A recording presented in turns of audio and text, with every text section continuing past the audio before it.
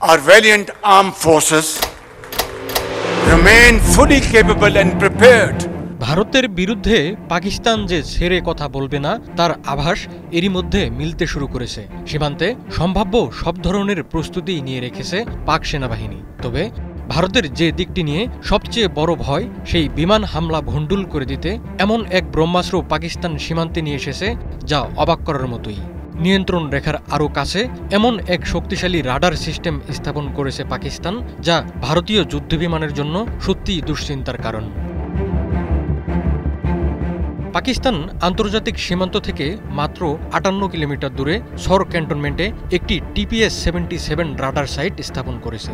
TPS-77 একটি অত্যন্ত শক্তিশালী মাল্টিরোল রাডার সিস্টেম। কোনো পরিস্থিতি টের পেতে এবং বিমান চলাচল পর্যবেক্ষণে পারদর্শী এই রাডার সিস্টেমের কদর রয়েছে বিশ্বজুড়ে।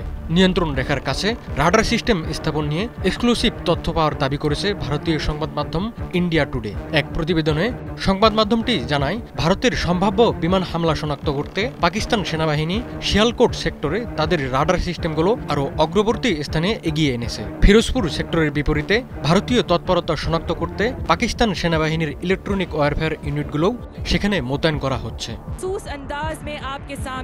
এদিকে টানা পঞ্চম দিনের মতো কাশ্মীর সীমান্তের নিয়ন্ত্রণ রেখা বরাবর ভারত ও পাকিস্তানের সেনাদের মধ্যে গোলাগুলির ঘটনা ঘটেছে।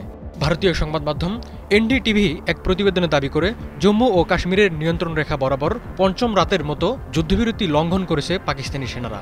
ভারতীয় সেনাবাহিনীর দাবি, তারা সংযত ও কার্যকরভাবে গোলাগুলির জবাব দিয়েছে। ভারতীয় সেনাবাহিনী এক বিবৃতিতে বলেছে, 28-29 এপ্রিল রাতের মধ্যে পাকিস্তান সেনাবাহিনী বিনা উস্কানিতে নিয়ন্ত্রণ রেখা বরাবর কুপওয়ারা, বারামুল্লা ও আখনুর সেক্টরের বিপরীতে ছোট অস্ত্র দিয়ে গুলি চালায়। ভারতীয় সেনারা পরিস্থিতির যথাযথ মূল্যায়ন করে সংযত ও কার্যকর প্রতিক্রিয়া জানিয়েছে। পেহেলগাম ঘটনার পর থেকেই সম্ভাব্য যুদ্ধ পরিস্থিতি বিরাজ করছে ভারত ও পাকিস্তানের মধ্যে। দুই দেশের মধ্যে বিনিময় হচ্ছে হুমকি পাল্টা হুমকি। পাকিস্তানের রেলমন্ত্রী 130টি পারমাণবিক অস্ত্র ভারতের দিকে তাক করা রয়েছে বলে হুঁশিয়ারি দিয়েছেন। পাকিস্তানে হামলার ছক কষতে গেল 2 দিনে বেশ ছুটোছুটি করতে দেখা গেছে ভারতের প্রতিরক্ষামন্ত্রী রাজনাথ সিংকে। তিনি প্রধানমন্ত্রী নরেন্দ্র মোদী এবং সেনা সর্বাধিনায়ক অনিল চৌহানের সঙ্গে রুদ্ধদ্বার বৈঠক করেছেন। পাকিস্তানকে জবাবের উপায় ঠিক করতে গুরুত্বপূর্ণ সামরিক সিদ্ধান্ত নিয়ে তাদের মধ্যে আলোচনা হয় বলে দাবি করে ভারতীয় সংবাদ মাধ্যমগুলো। পাকিস্তানের সামরিক পদক্ষেপে ভারতের প্রস্তুতির খবর জানায় প্রভাবশালী মার্কিন সংবাদ মাধ্যম নিউ ইয়র্ক টাইমসও।